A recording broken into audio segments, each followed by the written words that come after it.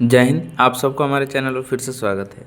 तो जो भी भाई आरआरबी ग्रुप डी के फॉर्म भरना चाहते हैं 2026 वाला, तो उसके लिए नोटिफिकेशन आ गया है। आपको बता दें कि 31 जनवरी से फॉर्म भराना शुरू होगा और ये इसका लास्ट डेट 2 मार्च तक है।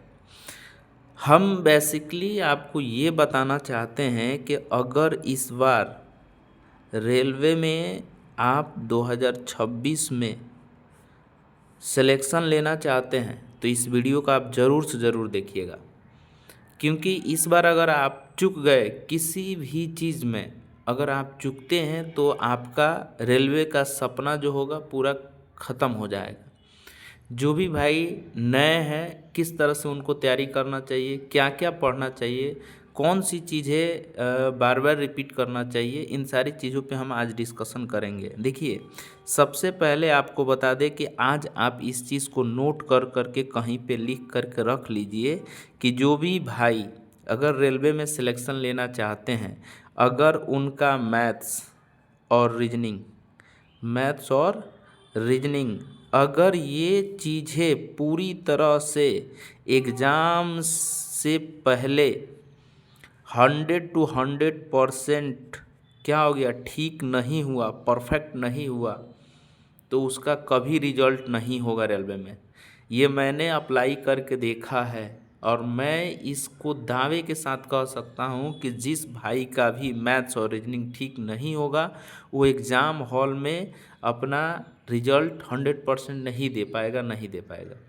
तो आज से ही आप इस चीज़ को जान लीजिए कि फॉर्म भराना शुरू हो गया है। तो आपको करना क्या है, क्या क्या चीज़ें आपको तैयार करना है कि आप इस वैकेंसी में आपने जो भी फॉर्म भर रखा है, अगर आपका तैयारी अच्छा हो गया है तो बढ़िया है, नहीं तैयारी हुआ है तो जो बिगिनर हैं एकदम नए हैं उनको क्या करना है कि इस साल आपको सिलेक्शन मिले, तो सबसे पहले कि आप हमारे चैनल से जुड़िए। ठीक है, मानसरोवर मैथ गुरुकुल जो है हमारा चैनल है, और इससे जुड़ करके इसको सब्सक्राइब करिए। जो भी न्यू अपडेट आता है उसको हम ज़रूर बताते हैं। दूसरी चीज़, मैं आपको मैथ्स में 100% सिलेक्शन दिलाने के लिए इस पे वीडियो डालता हूँ। और मेरा ये मानना है कि जो भी भाई मैथ्स में बिगिनर हैं, जो कुछ नहीं जानते हैं, उनको लगता है कि हमें मैथ्स अच्छे तरह से सीखना चाहिए, मुझे मैथ्स में ज़्यादा से ज़्यादा नंबर लाने के लिए क्या करना चाहिए, तो हमारे चैनल से ज़रूर जुड़ेंगे। क्योंकि अगर हमारे चैनल से अगर वो जुड़ते हैं तो उनको किसी न किसी तरह की समस्या जो भी रहेगी कमेंट करके बताएंगे, हम उसके आधार पर ज़रूर वीडियो बनाएंगे। देखिए, अभी जो है फ़िलहाल एग्ज़ाम जो 25 वाला का जो चल रहा है, 25 वाला जो भी है फरवरी में आपका, हमको लग रहा है 10 तारीख तक ये एग्ज़ाम कंप्लीट हो जाएगा। जिनका भी एग्ज़ाम है वे क्या करेंगे, प्रीवियस ईयर में जो क्वेश्चंस पूछा गया है थोड़ा सा उसका रिवीजन करके एग्ज़ाम देने के लिए जाएंगे। और दूसरी चीज़ कि वे उस एग्ज़ाम में जाएंगे तो उस एग्ज़ाम से कुछ चीज़ें सीख करके आएंगे। जैसे मान लीजिए कि अगर आप वो सीखते हैं कि मैथ्स में जो है कौन से टॉपिक पे मुझे जो है हमने तैयार करके गया था लेकिन फिर भी हमसे क्वेश्चंस वहाँ पे नहीं बन पाया, कारण यह क्या था कि हमारा मैथ्स बनाने का स्पीड कम था, या मुझे फार्मूला नहीं याद था, या फार्मूले हम याद किए थे लेकिन हमको कन्फ्यूजन था। क्या क्या चीज़ें हमको मतलब कि नई चीज़ें जो है उस एग्ज़ाम से भी सीखना है। क्योंकि आप जब एग्ज़ाम देने के लिए जाते हैं तो एग्ज़ाम से भी आप कुछ चीज़ें सीख करके आते हैं। जैसे मान लीजिए कि अगर आप साइंस में बहुत सारी चीज़ें पढ़ के गए हैं लेकिन कोई ऐसा जैसे सवाल जो है आपको बहुत परेशान किया या आपको नए देखने को मिला, तो क्या वो सवाल रहा कि आप उस चीज़ को पढ़े नहीं थे या उसको पढ़े थे, कन्फ्यूजन था, तो आप आइएगा तो उसको आप याद ज़रूर करिएगा और अपने बुक में ज़रूर उसको ढूंढिएगा और उससे रिलेटेड जितने भी टॉपिक होगा, ठीक है, रिलेटेड जो टॉपिक होगा उसको आप क्या करेंगे ना, उसी से संबंधित पढ़ेंगे। अगर इस तरह से करके आते हैं तो हमको इस बार हम कह रहे हैं कि डेफिनेटली आपको इस ग्रुप डी वाले वैकेंसी 26 वाली वैकेंसी में आपको सिलेक्शन ज़रूर मिलेगा। आप रीजनिंग के लिए, मैथ्स के लिए डे वन से जब देखिए फॉर्म अब भराना शुरू होगा तो जो भी हमारे भाई पहले से प्रिपेयर हैं अपने डॉक्यूमेंट्स को लेकर के, तो डॉक्यूमेंट्स संबंधित भी हमने वीडियो बनाया है, आप जा कर के उसको ज़रूर देखिएगा। अब आप डॉक्यूमेंट्स के पीछे ना भागिए, अब आप क्या करिए, अपने प्रिपरेशन के पीछे भागिए। आप प्रिपरेशन के पीछे भागिए, आप अपना तैयारी शुरू करिए।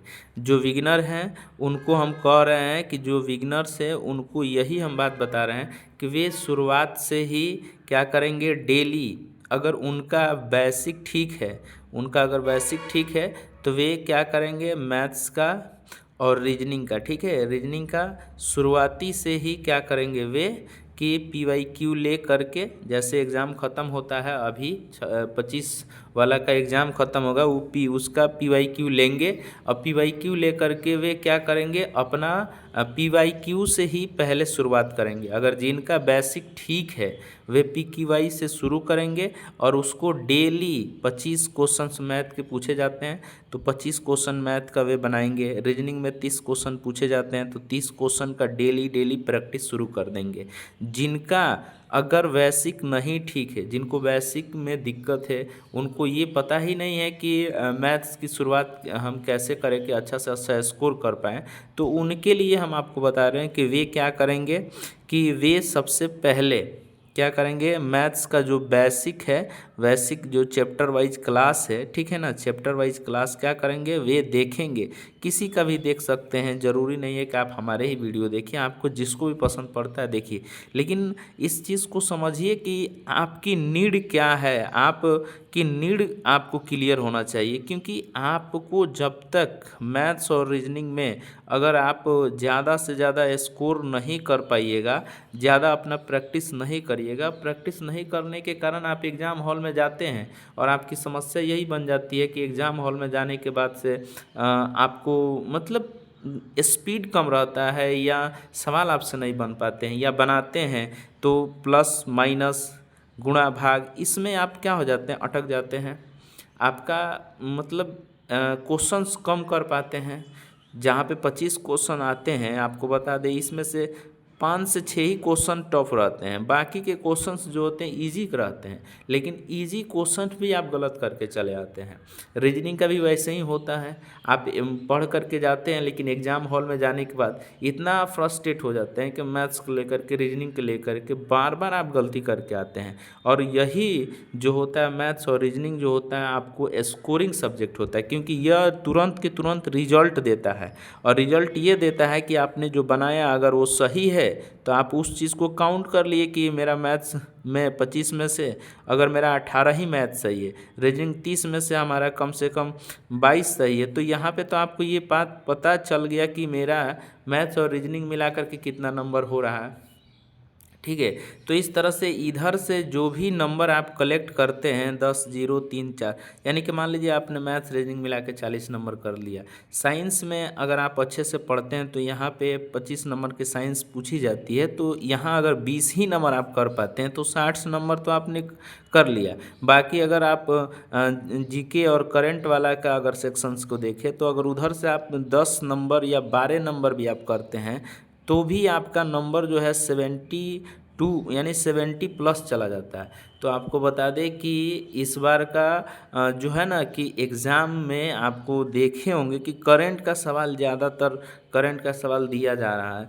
तो कोई ज़रूरी नहीं है कि 26 वाला में भी एग्ज़ाम होगा तो उसमें भी पैटर्न वही रहेगा, कुछ नहीं कहा जा सकता। लेकिन हाँ, मैथ रीजनिंग को हम कह सकते हैं कि पैटर्न वही रहता, वही रहेगा। अगर आप कंटिन्यू रहते हैं तो मुझे उम्मीद है कि इसमें आपको 6 मंथ ज़रूर आपको मिलेगा, 6 से 7 मंथ आपको देखने को मिलेगा और इन्हीं 6 से 7 मंथों में आप अपना पूर्ण रूप से तैयारी कर लीजिए मेरे भाई, और 2026 में एक अच्छे जगह पे सेट होकर के अच्छे अर्निंग करिए। माता पिता को आप क्या करिए ना कि वो लग्जरी लाइफ दीजिए कि जो पहले से वे सोच रखे कि हमारे बेटे को नौकरी लग जाती तो हम भी भगवान का क्या करते, शुक्रिया अदा करते, प्रसाद चढ़ाने के लिए जाते।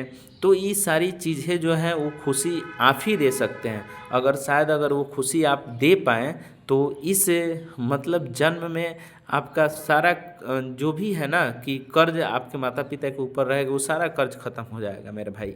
तो आज से ये जुड़िए हमारे साथ, और जुड़ करके कमेंट करके ज़रूर बताइए कि आपकी क्या समस्या है। आपकी समस्या के आधार पे हम ज़रूर आपका सहयोग करेंगे, क्योंकि मैंने आपसे वादा किया था कि जब मैं सिलेक्शन लिया हूँ तो आपको भी ज़रूर सिलेक्शन दिलाऊंगा। आज मैं गवर्नमेंट जॉब में सिलेक्ट हूँ तो ये क्या है, ये किसके बदौलत है? ये मेरा मैथ्स और रीजनिंग के ही बदौलत हमने अपना सिलेक्शन लिया, क्योंकि इस चीज़ को मैंने बारीकी से समझा और यहाँ पे मुझे अच्छे मार्क्स मिलते थे, जिससे हम यही कह पाते थे कि मेरा रिजल्ट वास्तविक रूप से होने वाला है, होता भी था। तो आप चैनल से जुड़िए, अपनी समस्या बताइए। हमने प्रैक्टिस सेट शुरू किया है और मैं चाहता हूं कि आप हमारे चैनल से जुड़िए, और यहां पे 1000 सब्सक्राइबर अगर होते हैं, ठीक है, तो आपको बता देते हैं कि बहुत जल्द मतलब हम लाइव आकर के भी पढ़ाना शुरू करेंगे, और आपको मैथ्स और जो भी है मैथ्स रीजनिंग की जो भी समस्या है उन सारी समस्याओं पे हम आपका सहयोग ज़रूर करेंगे। इसलिए इस वीडियो को शेयर करिए, सब्सक्राइब करिए और कमेंट करके बताइए कि आपको ये वीडियो कैसे लगा। आप चैनल का नाम जान गए होंगे कि Mansarovar math Gurukul, Mansarovar math Gurukul channel का नाम है। इस चैनल से जुड़िए और जुड़ करके क्या करिए, सब्सक्राइब करिए, शेयर करिए, लाइक करिए, कमेंट्स करिए। जय हिंद।